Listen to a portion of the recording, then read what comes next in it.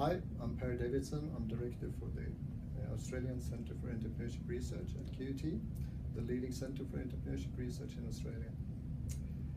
Now, what does the process of starting a business look like?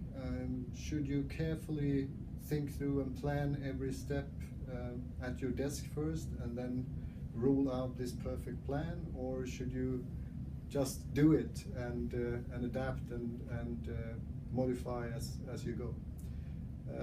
Research suggests a little bit of both.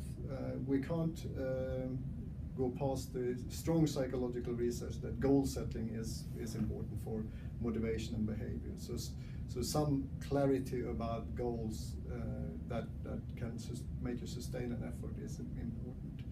But those goals cannot be too specific, so you lock in thinking about what the business has to be in every detail, because then you're not going to listen to the feedback you get and do the right adaptations.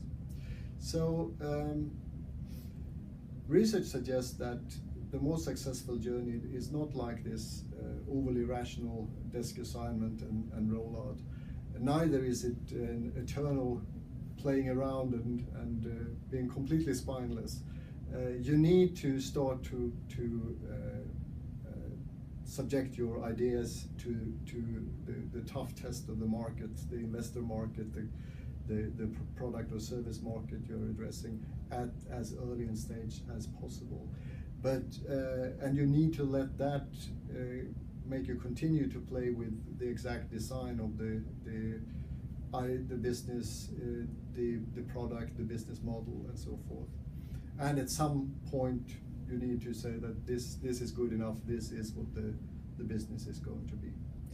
There has been a parallel development in entrepreneurship practice with the lean startup movement and so forth, and research-based knowledge development under the labels of effectuation and bricolage, and they agree that you should do it on the cheap. You don't start a successful business with a black BMW. So provisional steps forward at low investment, and then reconsider.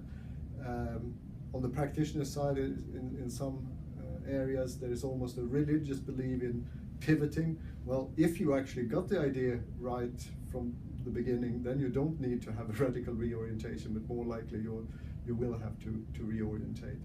And therefore you can't lock yourself into an expensive road that turns out to be wrong at an early stage. And it establishes the right kind of culture in the business if you're frugal with your resources at those early stages of life before you have sufficient revenue to cover any substantial costs.